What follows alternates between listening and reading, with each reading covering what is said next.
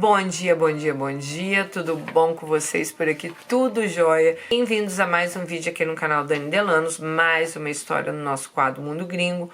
Bora lá de história de hoje. Gente, eu estou com a mesma roupa que eu estou gravando vários vídeos aqui pra vocês, para que vocês não fiquem sem vídeo aqui no canal, óbvio, né? Mas vamos lá na nossa história de hoje. Tá chegando agora, se inscreve, deixa o joinha, deixa o seu comentário. Mande esse vídeo para alguém que você acha que deva ouvir nossas histórias, tá bom? E simbora lá. Dani, tudo bem? Meu nome é Alice, tenho 32 anos e moro no Centro-Oeste. Eu amo seu canal. Eu via muito o canal da Dani Bogione e o YouTube, vendo o canal dela, o YouTube recomendou o meu canal. Por isso que eu falo para vocês, deixa joinha, deixa comentário para o YouTube recomendar para mais pessoas, né? E mais pessoas virem mandar as histórias pra gente aqui também. A Dani Bogione é maravilhosa. Eu estou falando isso, tá? Porque ela é minha amiga. Bom, ela falou assim que no primeiro momento ela não gostou e deixou pra lá. Mas depois eu dei uma chance e resolvi começar a escutar as histórias. Meu Deus, virei fã do canal. Eu estou lavando louça, limpando a casa e já coloco os vídeos pra ir escutando enquanto eu faço as coisas. Amo histórias longas. Então, pegue um Rivotril, porque a história dela é longa. Daí eu vou começar a contar a minha história de vida pela minha avó Maria, que Deus a tenha. Minha avó era a única filha mulher no meio de 12 irmãos. A mãe dela, minha bisa, faleceu um mês depois de dar à luz ao último filho.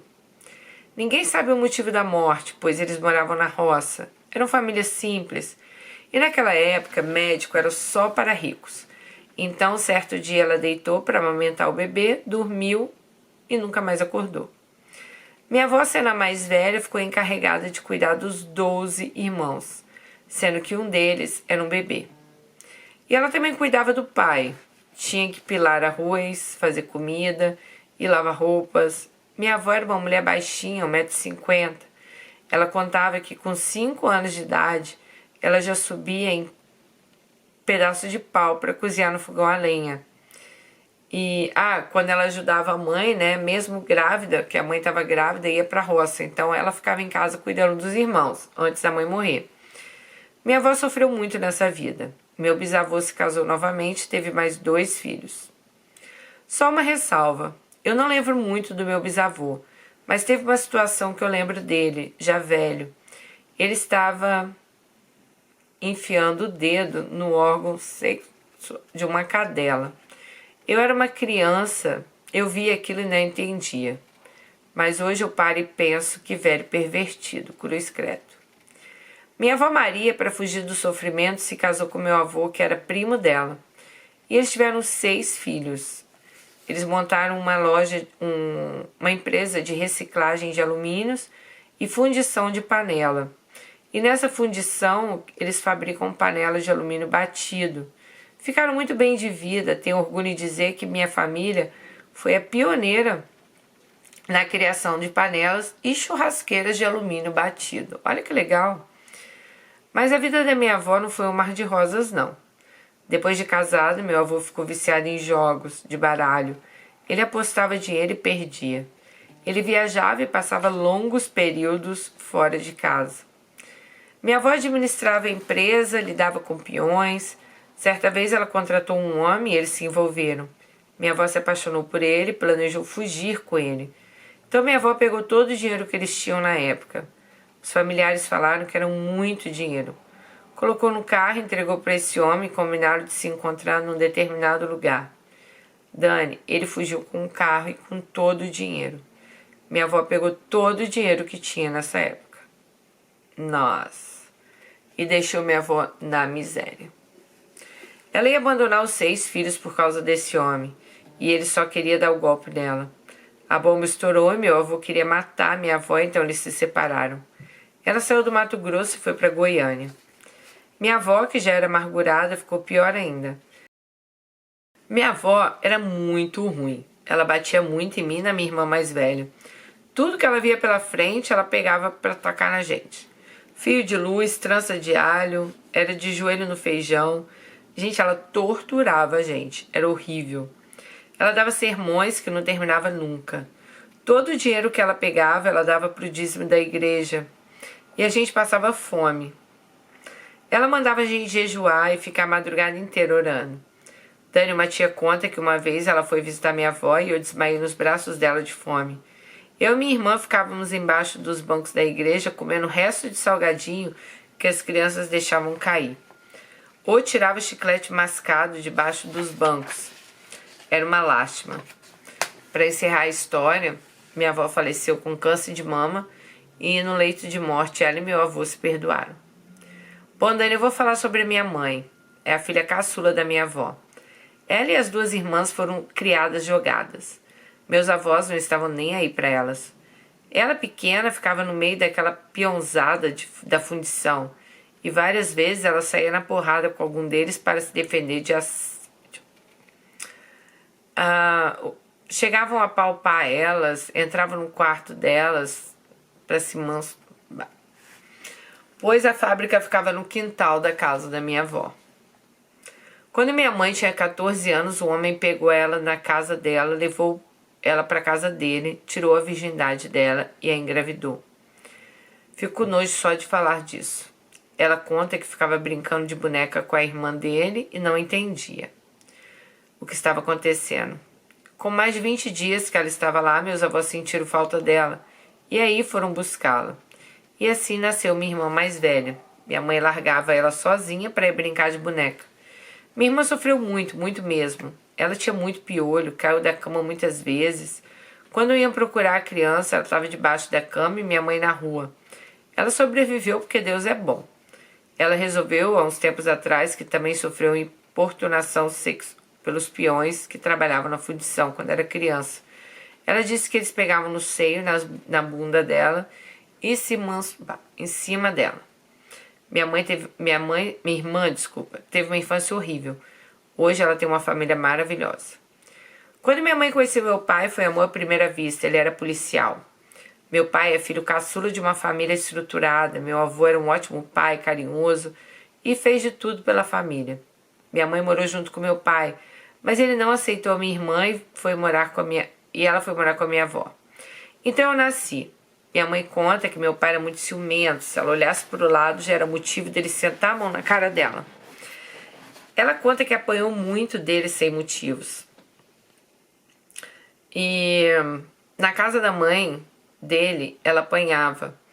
Ela conta que ele não comprava comida para casa, só comia ovo, salsicha e arroz. Meu pai bebia muito, Dani. Eu não sei bem, mas eles brigavam e se separavam. Depois de um tempo, meu pai foi atrás dela. Mas minha mãe já estava com outro homem e estava grávida. Nessa altura do campeonato, ela e a irmã já estavam lá com a avó novamente, né? Apanhando e passando fome, né? Dani, estávamos em Goiânia. Peraí. Ela falou que apesar dos tropelos, eles foram um grande amor da vida um do outro. Né? Que era o pai lá dela.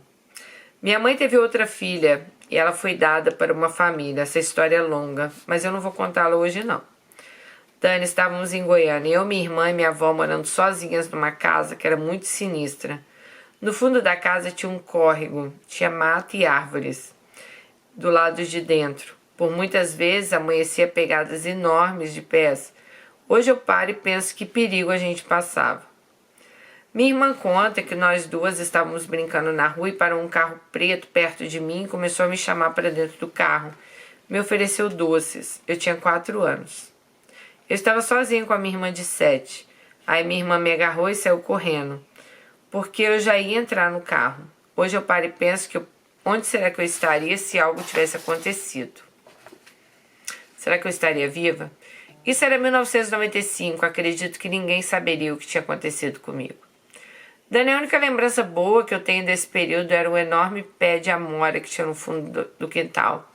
Dava umas amoras enormes e eu passava horas com a minha irmã em cima dele comendo frutas. Certa vez minha mãe apareceu na casa da minha avó e me pegou e levou para Brasília e foi aí que começou meu drama. Ela me levou para casa de umas pessoas que eu não conhecia. Eu tinha 6 anos. Eu me lembro de tudo. E ela me disse assim: filha, fica aqui, mamãe vai buscar uma coisa e já volto. Eu era apaixonada pela minha mãe, eu tinha um amor tão grande por ela. Sempre eu queria estar com ela quando ela ia nos visitar em Goiânia. Eu queria dormir agarradinha nela. Eu até me emociono, sabe, quando eu escrevo isso. Eu me lembro que todos os dias eu sentava em cima de uma pedra que tinha na frente do portão da casa dessa família e chorava esperando a minha mãe voltar para me buscar. A mulher que me pegou para criar foi me conquistando com um brinquedo, coisa que eu nunca tinha antes. E ela foi me fazendo parar de chorar em frente ao portão. Depois de um tempo, minha mãe foi me visitar, mas isso eu já tinha 10 anos. Eu me lembro bem de uma vez que ela disse, quando me buscou, filha, fala que eu sou sua irmã, pois a mamãe é muito nova para ser sua mãe. Ela me disse isso porque ela estava namorando um homem de uma relojoaria e estava com vergonha de dizer que tinha filhos. Eu fiquei rebelde, ficava batendo na porta do quarto, ficava trancada por horas no quarto sem falar com ninguém. Eu brigava com meus irmãos, filhos do casal que me adotou, roubava dinheiro deles, comecei a ter muita raiva de mim mesma. Nesse período eu já entendi as coisas e eu percebia que eu era tratada diferente deles. Como eu fiquei rebelde, Dani, eu comecei a apanhar da minha mãe adotiva. Com tanto desprezo que eu recebia, eu comecei a ficar respondona e amargurada. Eu me sentia rejeitada, ela me fazia de escrava dentro de casa. Dani, eu não podia comer com eles na mesa. Se eu comesse com eles na mesa, minha vida virava um inferno. Se eu ficasse dentro do quarto enquanto ela estivesse comendo, ela me chamava de rato que só saía do buraco para comer. Mesmo que se eu não jantasse, se eu estivesse dormindo, ela fazia o marido dela me acordar para eu limpar a cozinha. Depois que eles jantavam. Eu chorava tanto, minha vida era chorar. Eu dormia e acordava chorando. Eu vivia deprimida. Eu ameacei várias vezes fugir. Uma vez peguei minhas roupas, coloquei no saco de lixo e já estava fugindo, mas ela me agarrou e me trancou no quarto. Dani, eles não compravam roupa para mim. Tudo que eu usava era das primas que não serviam mais. Eu andava toda feia. Usava saia jeans até na metade da canela, eu era magra, umas blusas gigantes. Era humilhante, sabe? Os filhos dela iam ao dentista todo mês e eu nada. Esses anos que morei com eles, nunca fui ao dentista. Rolava uma dor de dente, perdia dente e eles não estavam nem aí. Eu me sentia um lixo, ela falava que ninguém me queria, que eu não era nada, que se eu fosse embora dali eu iria para baixo da ponte, que eu iria virar o que não presta, que eu ia ser prostituta. Ela me diminuía muito, sabe? Nessa altura do campeonato, minha mãe casou e não ia mais me visitar. E eu também não fazia mais questão. Eu passei a ter raiva dela. Todo amor que eu tinha por ela se transformou em ódio. Lembro que esse casal tem um filho que é da mesma idade que eu. Então sempre estudamos juntos. Certa vez eu tirei uma nota ruim na escola e ele também. Ela brigou com ele e aí ele disse: mas mãe, a Daisy também tirou a nota baixa. Lembro da resposta dela até hoje. Filho, você quer comparar você com ela? Você é inteligente e ela é burra. Dani, essas palavras me feriu minha alma. A voz dela nunca saiu da minha cabeça. Eu vivi um inferno com esse povo. Eles eram da igreja, ele era um ancião, líder máximo. Ela da obra da piedade. Na frente das pessoas uma coisa, por trás um inferno. Nem vou comentar. Quando eu completei 13 anos, numa discussão minha com ela, na qual eu não me lembro o motivo, ela disse: eu queria saber por que você ainda está na minha casa. O que você quer? Tomar meu marido? Ali, Dani, foi o fim. Porque apesar de todo o desprezo, falta de afeto, eu considerava eles como pais. Eu sabia que não era, mas considerava. Depois, Deus sabe do meu coração, eu nunca tratei ele com falta de respeito. Eu era uma menina e algo ali mudou dentro de mim. A partir daquele dia eu passei a me isolar mais, eu orava a Deus a todo tempo para me tirar daquele lugar. O único gesto de carinho que eu recebi deles foi quando eu fiz 7 anos de idade. Eu não estava dando conta de pentear meu cabelo e ele penteou para mim. Quando eu tinha 17 anos, minha mãe apareceu na casa deles e pediu para me levar numa viagem para Mato Grosso, porque uma prima minha ia se casar. E até hoje eu não entendo por que ela quis me trazer. Acredito que foi Deus que ouviu minhas preces. Eles não queriam deixar eu vir com ela, eu implorei e eles deixaram. Saímos de Brasília e viemos. Era para passar 4 dias. E na hora de voltar eu falei que eu não ia mais. Eu falei que eu não ia voltar para casa daquele povo, daquela casa. Minha mãe foi embora com muita raiva de mim porque ela tinha prometido que eu ia voltar. Eu fiquei aqui com 4 pares de roupa e uma rasteirinha. Pedi ao meu avô um dos quartos para eu dormir. Nessa altura do campeonato não existia mais fábrica de panela. A casa estava deteriorada. É uma casa feia, velha, 6 quartos, 2 banheiros, sala, cozinha, área ao redor, mas tudo sujo, tudo deteriorado. Naquele período que decidi ficar, nem cama para dormir eu tinha. Eu fui dormir num colchão velho que ganhei. Não tinha ventilador. E quem conhece Mato Grosso sabe o quanto é quente aqui. Quando vim para cá não havia terminado o ensino médio, então liguei para minha mãe, que estava em Brasília, para enviar meus documentos da escola para eu estudar. Pois sempre gostei de estudar e ela falava que não ia mandar os papéis.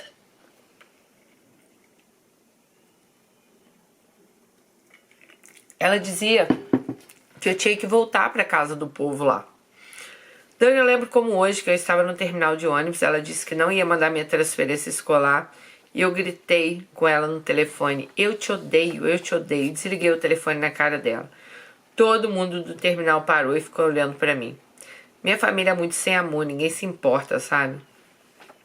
Com o passar do tempo, ela mandou pelo correio meus documentos para eu terminar os estudos. Fui atrás da escola, me matriculei e terminei o ensino médio em 3 anos atrasada por causa desses problemas. Depois dessa discussão, parei de falar com a minha mãe. Ela ia no meu avô passear e eu fingia que nem conhecia. Ela falava comigo, eu nem respondia, saía de perto, ignorava mesmo. Certa vez eu estava lavando vasilha de costas para ela, daí ela me chamou e eu fingi que não escutei. E ela disse, filha, me perdoa por tudo. E eu perdoei. Nos abraçamos. Ela é minha mãe, mas o vazio ficou dentro do meu peito, nunca se preencheu. Eu nunca soube o que é ter amor de pai e mãe. Eu nunca sentei no colo do meu pai, sequer ganhei um abraço dele. Eu nunca tive ninguém para me dar um conselho. Ninguém nunca conversou comigo sobre menstruação, sobre namorado, sobre nada. Tudo que eu aprendi foi quebrando a cara nesse mundo afora. Eu errei muito nessa vida por falta de orientação, de cuidado. Aos poucos minha vida foi se ajeitando, arrumei um trabalho, comprei uma cama, um guarda-roupa, um ventilador. Tudo que uma garota precisa. Meu avô nunca me deu nada. Só o teto, que eu sou imensamente grata. Aí ela disse que em troca de ficar lá, ela cuidava da casa, fazia comida. Mas só assim, Dani, eu consegui ter um pouco de paz na minha vida. Hoje em dia eu não moro mais na casa do meu avô. Tenho meu apartamento, minhas coisas. Faço faculdade de psicologia. Hoje eu escrevo uma história totalmente diferente da vida. Hoje, Dani, eu escrevo uma história totalmente diferente da minha vida.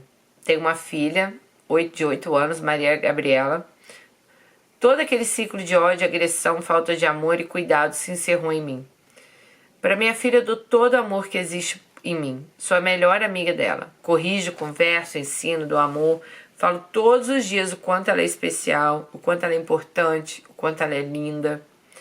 Eu quero que minha filha saiba que eu sou o porto seguro dela, que eu sempre vou estar ao lado dela.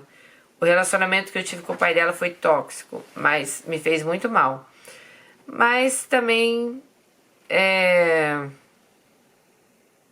fez bem. Mas esse é um assunto para uma outra hora.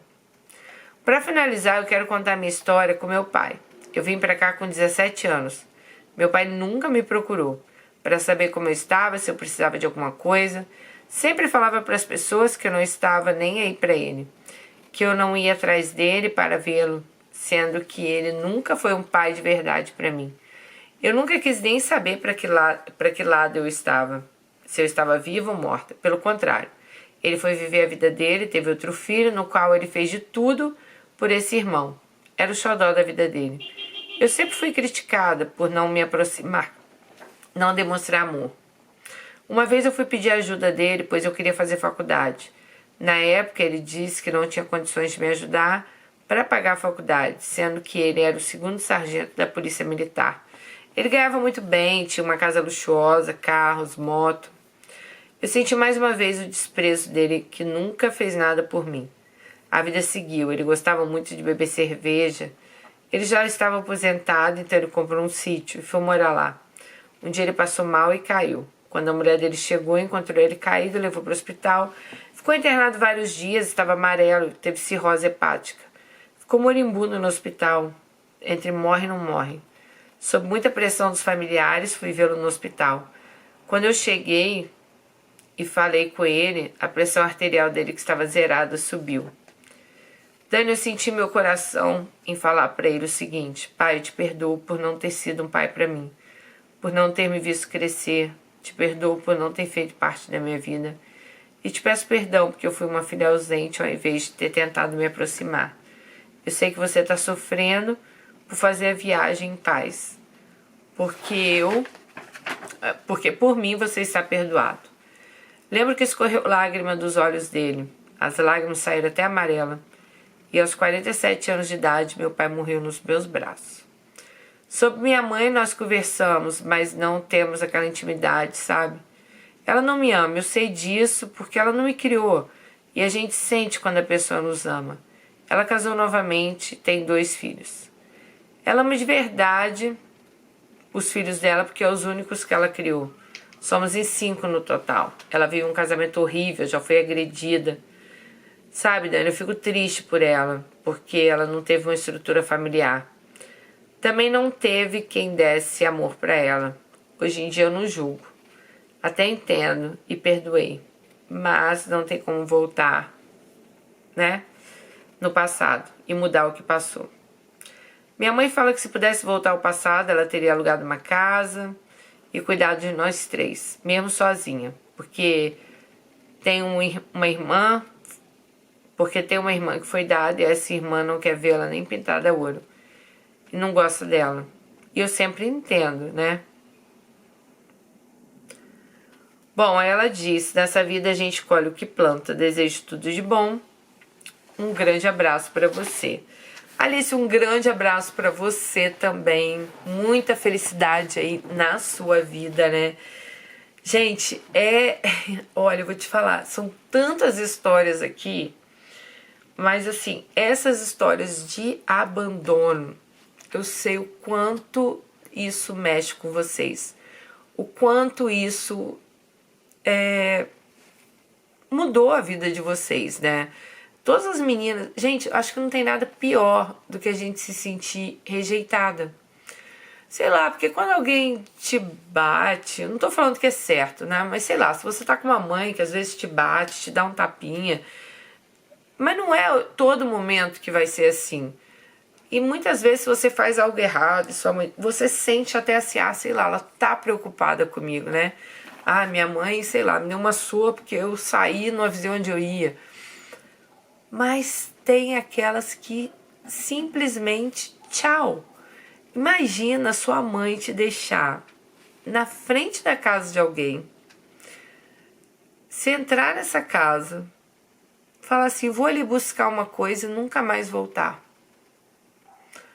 Nossa, eu imagino o que deve ter passado na cabeça de Alice por tanto tempo, né? Alguém simplesmente te jogar ali. Não sabe quem é a família, não sabe se vão te tratar bem. E realmente, né, uma família que cagou ali pra ela, né? Criou ela ali como empregada, né, que ela tinha que fazer tudo.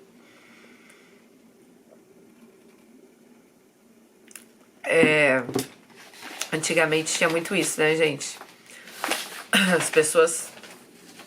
Ela tem 32 anos, não é tão antigamente assim, mas eu lembro de muitas histórias de...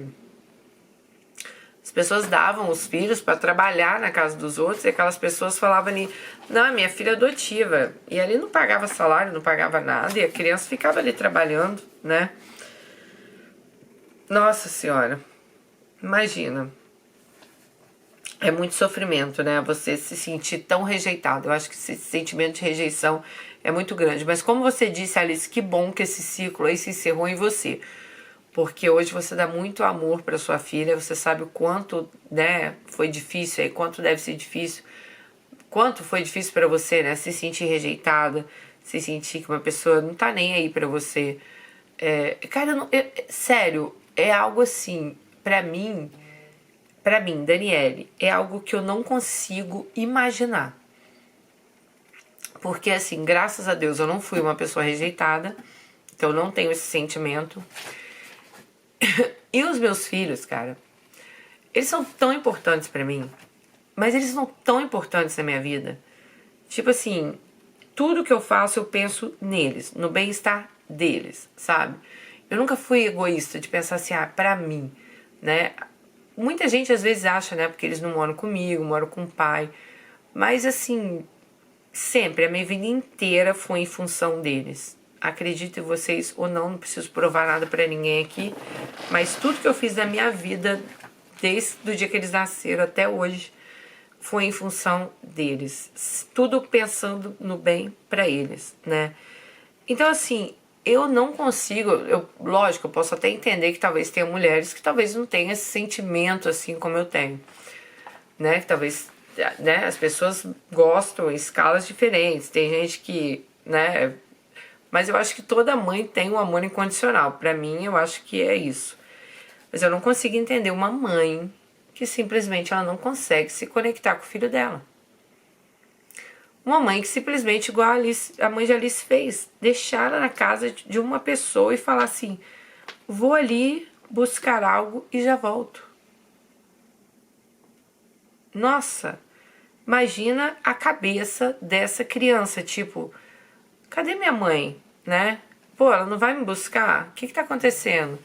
Então vocês imaginem o que deve ter sido isso pra ela. Nossa, Alice, sério, eu consigo sentir assim, nossa, uma dor por você, né? E é isso, amiga.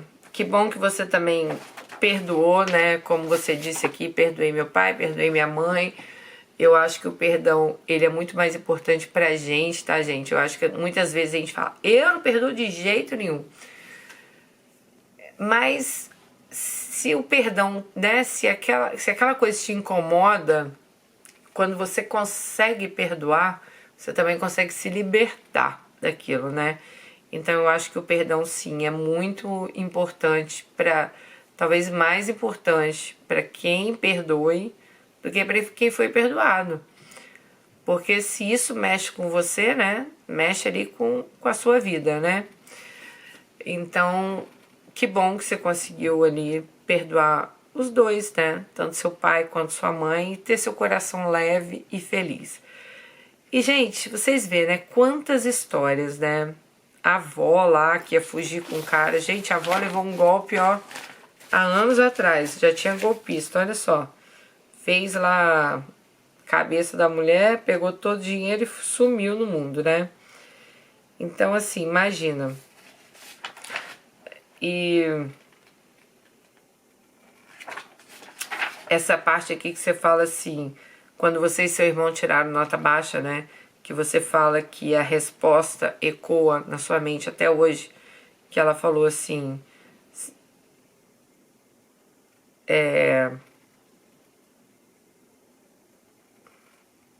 você é inteligente e ela é burra, né? Não compara não compara ela com você, meu filho. E ela falou que essa frase nunca saiu da cabeça dela. E tem frases na vida da gente que realmente demoram ou nunca saem da nossa cabeça. Mas essa frase aí pode ser um divisor de águas para você. Você provar para ela. Peraí, vou mostrar aí quem não, né? Quem é burra. Quem não vai conseguir nada. Quem não vai, né, chegar em lugar nenhum. E eu sempre falo para vocês, né, gente? Para os nossos filhos, a gente tem sempre que jogar bênçãos nele. Ai, como você é inteligente, como você é bom, como você faz isso, como você é dedicado, né? E Infelizmente, essa Alice, ela só ouvia o contrário. Como você é burra, como você é isso, como você não sabe fazer nada, você só serve para isso, só serve para aquilo. E isso fica na cabeça das pessoas. Então, assim, isso é um relacionamento, né, gente, tóxico de família ali, né? Então, isso, do mesmo jeito que um homem faz com uma mulher, que você não é nada, ninguém te quer, você é isso, você é aquilo, e você acredita naquilo, imagina uma criança, ela cresce acreditando naquilo, e ela cresce acreditando que ela não vai ser nada, ela cresce acreditando que ela nunca vai ser ninguém, né? E, sei lá, na cabeça dela deve pensar assim, pra que eu vou tentar fazer alguma coisa? Pra que eu vou estudar? Eu nunca vou ser nada, eu nunca vou ser ninguém. Então, por isso que eu falo pra vocês, sempre falem para os seus filhos o quanto eles são inteligentes, o quanto é importante, o quanto eles, né, vão ser bem-sucedidos. Coloque bênçãos na vida dos seus filhos, coloquem bênçãos nas suas vidas, para vocês não pensarem que tudo vocês vão fracassar. Porque, sabe, quando a gente ouve coisas assim, eu ouvi algumas coisas assim na minha vida. Graças a Deus não foi sempre, tá? Mas teve épocas da minha vida de eu achar que eu não ia ser ninguém. Por eu já ter ouvido, sabe, de um tio meu uma vez que ele falou: quem é vocês? Que pena dessas crianças, perderam o pai, perderam a mãe, né? Acho que na época minha mãe nem tinha morrido, mas eu lembro meu tio falou assim: nossa, quem vai ser esses meninos? Perderam tudo, perderam o pai, e aí? Estão jogados aí, uma coisa assim. Então, assim, isso eu lembro também dessas palavras. E na época, isso também me marcou muito. Muito. Mas graças a Deus, isso não me afetou de uma maneira assim, que eu me entregasse e falasse: eu não sou nada, eu não vou dar em nada e minha vida não vai ser nada. Mas por muito tempo, tá, gente? Muitas coisas, às vezes, projetos que eu tinha, eu deixei até de fazer, ou sei lá, vontades que eu tinha, vontade de fazer isso. Mas quem é você para fazer isso? Então, assim, as pessoas desacreditarem em você.